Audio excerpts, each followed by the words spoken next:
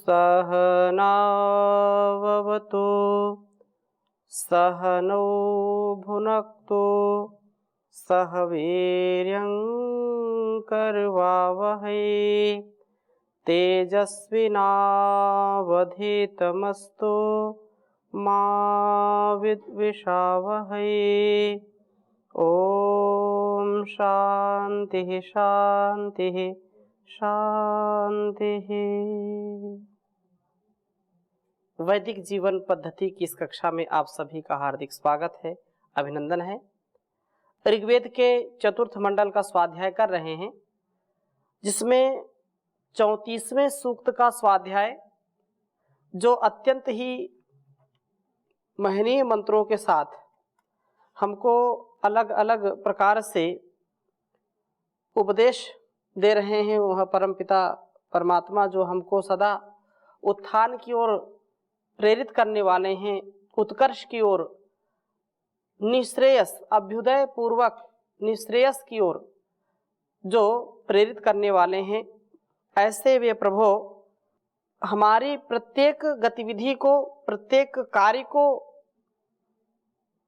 श्रेष्ठता से, दिव्यता भव्यता से हम उसको संपादित करें, ऐसा हमको बनाते हैं। क्योंकि वे सच्चे सखा हैं, सच्चे हमारे मित्र हैं, सच्चे हितैषी हैं। जो सच्चा भक्त होता है, सच्चा साधक होता है,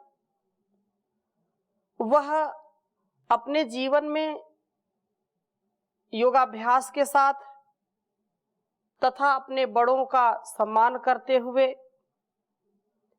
ज्ञान का पान करते हुए, उसका आधान करते हुए, अपनी इंद्रियों पर नियंत्रण करते हुए ब्रह्म ज्ञान को धारण करता है, जिससे मस्तिष्क और शरीर दोनों ही साधना के लिए, साध्य के लिए सामर्थ्य से युक्त हो जाते हैं। बहुत ही सुंदर वेद मंत्र आपके समक्ष मैं रखूंगा। चतुर्थ मंडल के 34वें सूक्त का 9वां मंत्र है और अद्भुत मंत्र है, अद्भुत शिक्षा हमको देता है यह मंत्र। प्रथम मंत्र लिखता हूं आपके समक्ष, फिर चर्चा करूंगा। ओम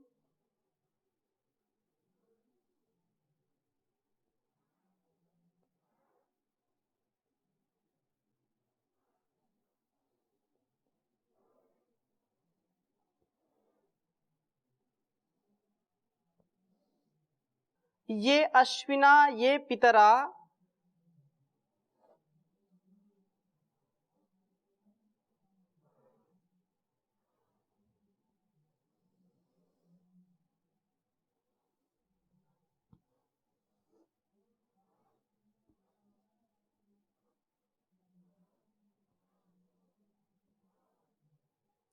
ओम ये अश्विना ये पितरा।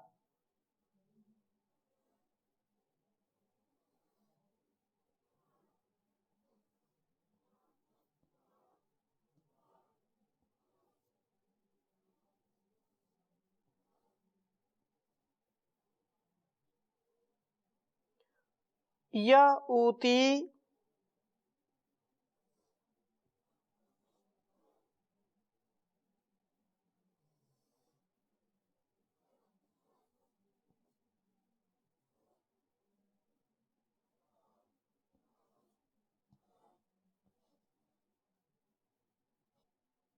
धेनुम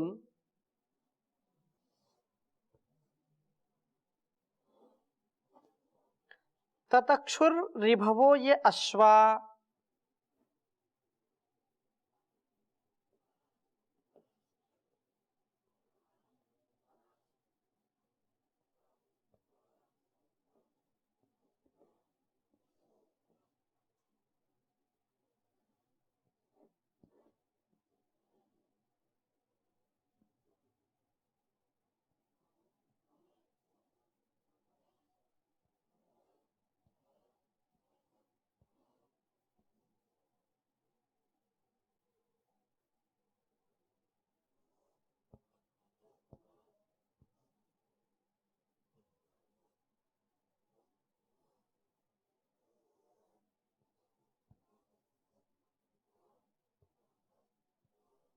यश्वा, ये अंसत्रा, ये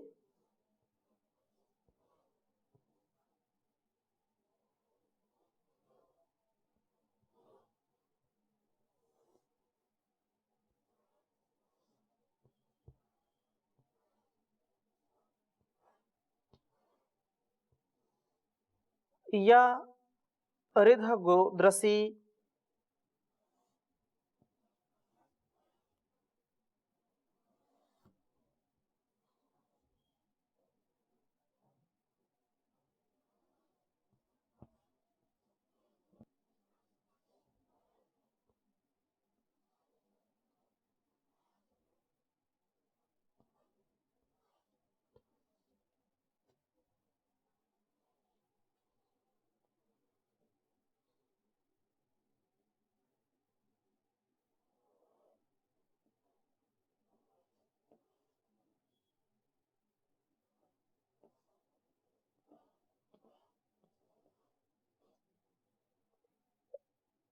रिध गोद्रसी, ये विभोः,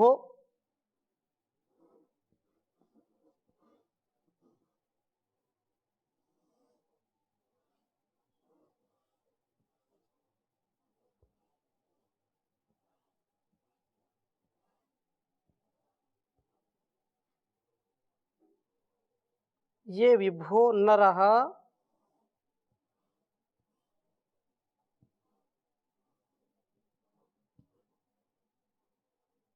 स्वपत्यानि चक्रुः,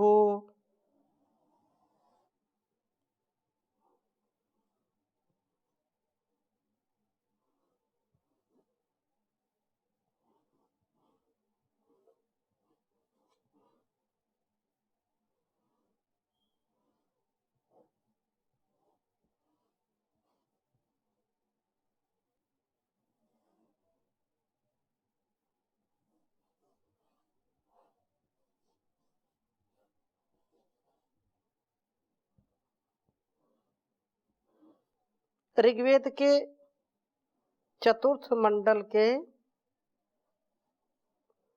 34वें सूक्त का 9वां मंत्र है। ओम ये अश्विना ये पितरा य ऊती धेनुम ततक्षुर्रिभवो ये अश्वा, ये अंसत्रा या रिधगोद्रसी, ये विभो नरः स्वपत्यानि चक्रुः। ओम अश्विना ये पितरा या ऊती धेनुम ततक्षुर्रिभवो ये अश्वा, ये अंसत्रा या रिधगोद्रसी, ये विभो नरः स्वपत्यानि चक्रुः। बहुत सुंदर भाव है इस वेद मंत्र का। ये अर्थात ये जो विभवः नरः, व्यापक उदार हृदय वाले, उन्नति पथ पर चलने वाले व्यक्ति होते हैं। श्रेष्ठ लोगों का आचरण कैसा होता है, उनकी दिनचर्या, उनका स्वभाव, उनका व्यक्तित्व कृतित्व कैसा होता है, इस वेद मंत्र में बहुत ही सुंदर उपदेश के साथ हमको समझाया गया है।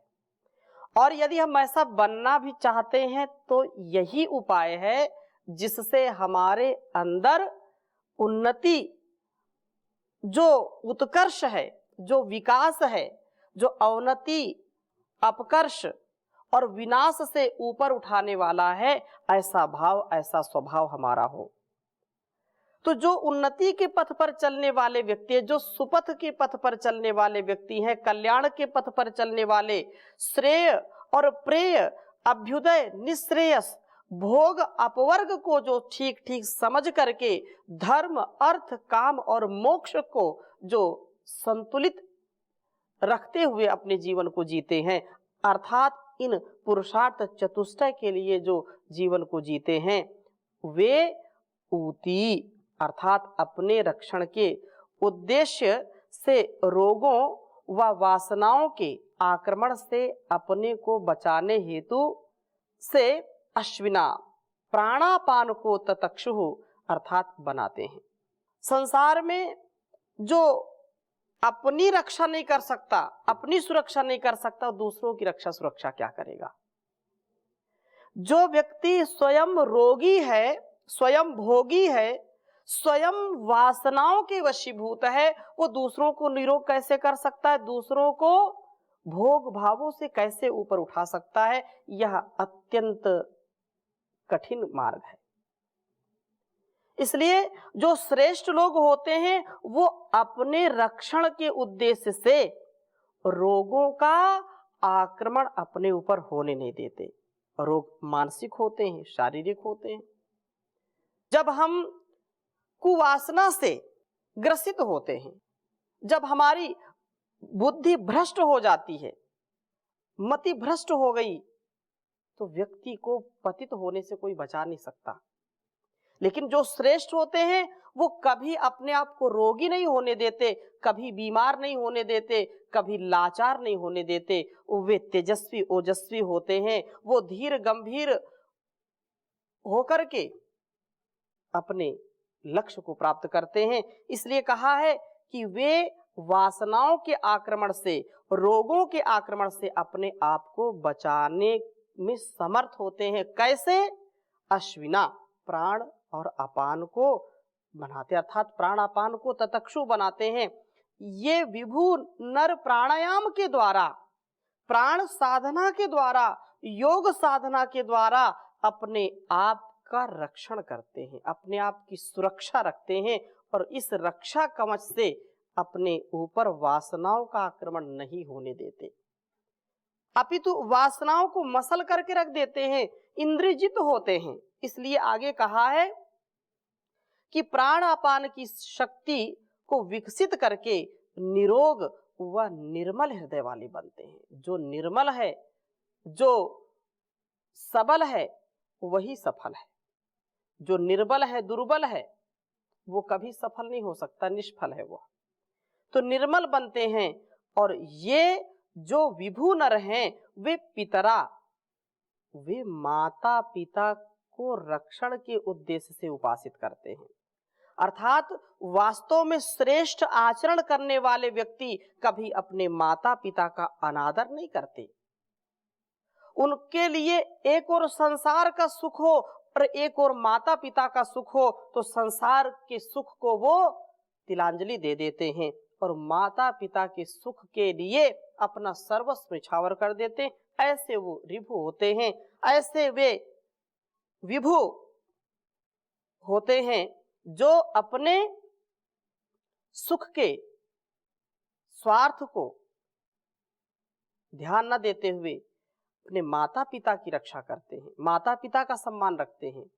और उनके लिए जैसा उपनिषदों का उपदेश है, मातृदेवो भव, पितृदेवो भव, आचार्य देवो भव, अतिथि देवो भव, राष्ट्र देवो भव, ऐसा वो उपदेश आत्मसात करते हैं।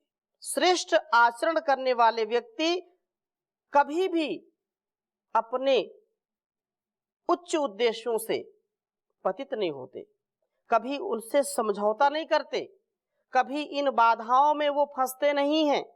इसलिए आज के समय की तो बड़ी ही विचित्र स्थिति है कि माता पिता चाहे भूखे हों, चाहे उनके लिए दुख दर्द पहाड़ के समान हो, लेकिन कुछ लोग ऐसे हैं कि उनका कभी ध्यान नहीं देते, परवाह नहीं करते और उनको दर दर भटकने का रास्ता प्रशस्त कर देते हैं।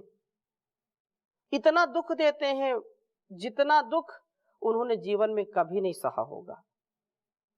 और सबसे बड़ा दुख माता पिता के लिए संतानों से होता है और सबसे बड़ा सुख भी होता है।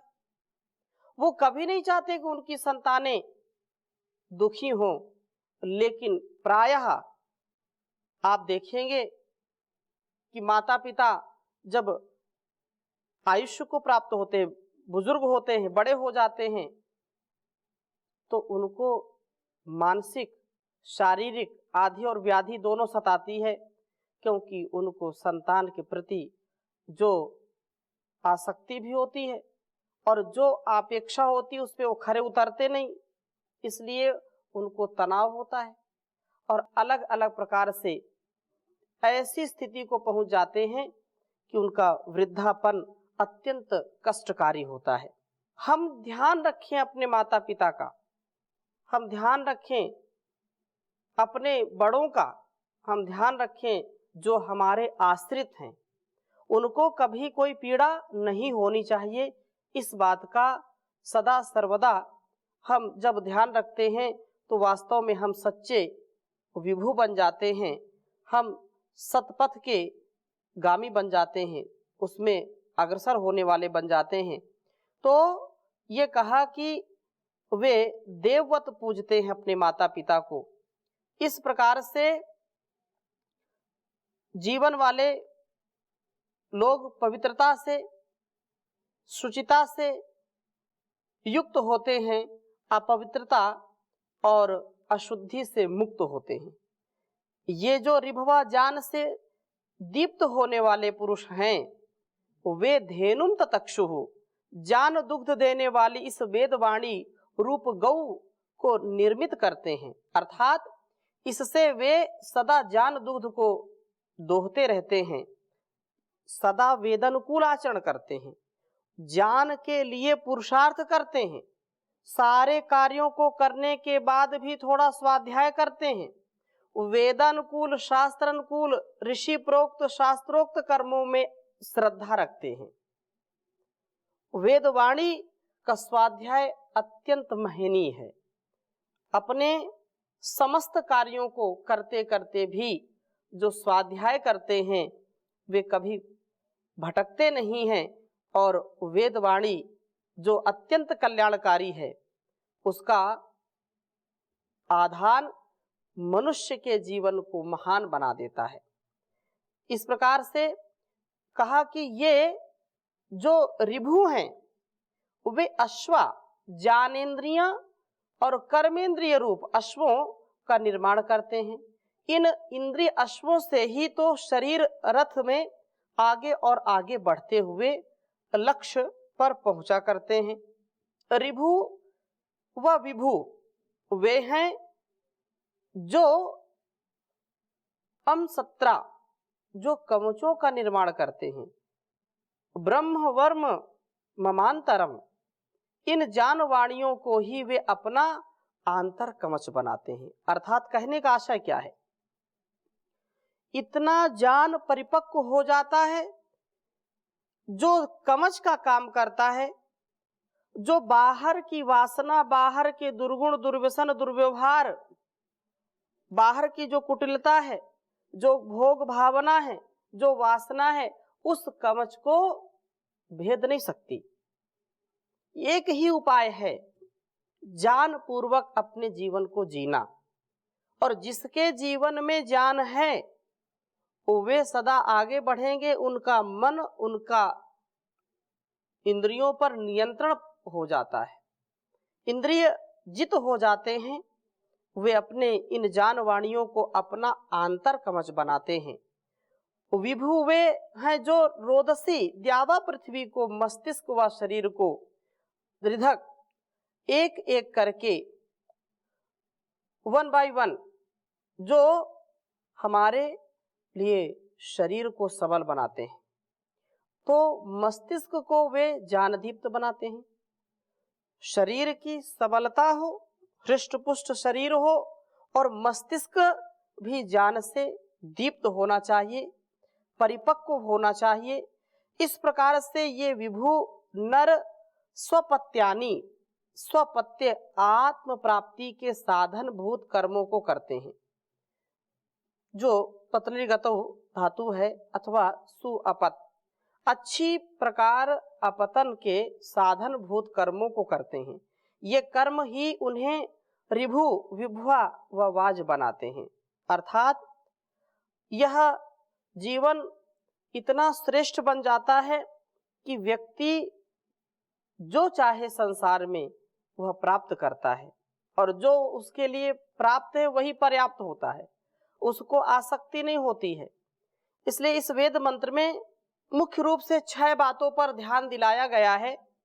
इन 6 बातों का यदि हम स्मरण रखें, इनका अनुष्ठान करें, तो हम भी तेजस्वी बन सकते हैं, हम भी वर्चस्वी बन सकते हैं, मेधावी बन सकते हैं, धीर गंभीर वीर विद्वान बन सकते हैं, जिसमें जीवन निर्माण के लिए आवश्यक तथ्य सत्य हैं। तो कहा है कि प्राण साधना करें। पहली बात, जो योग करता है वह निरोग रहता है, मन से भी और तन से भी, वतन से भी। तो योग प्राण साधना, योग साधना करने से मन की, तन की निर्मलता बढ़ती है, उसका मल नष्ट होता है, उसके दोष नष्ट होते हैं।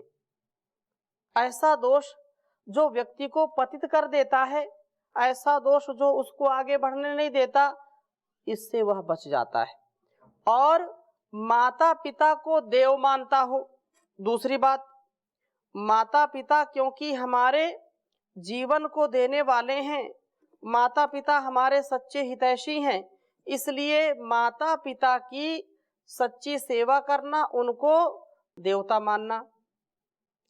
और तीसरी बात, वेदवाणी रूप गौ का दोहन करना, अर्थात वेदों का पढ़ना पढ़ाना, सुनना सुनाना तथा आचरण में लाना। जो ऋषि ने कहा है उसको आत्मसात करना। अगली बात क्या कही, कर्मेंद्रियों व ज्ञानेंद्रियों को प्रशस्त बनाना। अपने ज्ञानेंद्रियों को, कर्मेंद्रियों को यथा योग्य, यथा स्थिति में, जो सात्विक है, जो हमारे लिए भी और संसार के लिए भी कल्याणकारी है, उन्हीं कर्मों में कर्मेंद्रियों को लगाना और ऐसे ज्ञान से युक्त होना जो ज्ञान विज्ञान हमारे जीवन और इस जहान को भी महान बनाने वाला हो।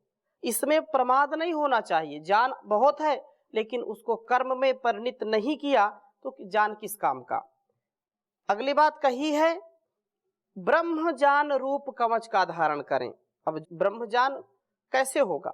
स्वाध्याय से होगा, साधना से होगा। तो ये कवच हम धारण करें। पांचवी बात कही। इसके बाद छठी बात, मस्तिष्क व शरीर दोनों के निर्माण पर ध्यान दें। अब कई ऐसे साधक होते हैं शरीर का ध्यान नहीं देते और तपो न तप्तम वयमेव तप्ता हो जाते हैं। तो शरीर का भी पूरा ध्यान रखना क्योंकि ये सच्चा साधन है, तथा मस्तिष्क का भी।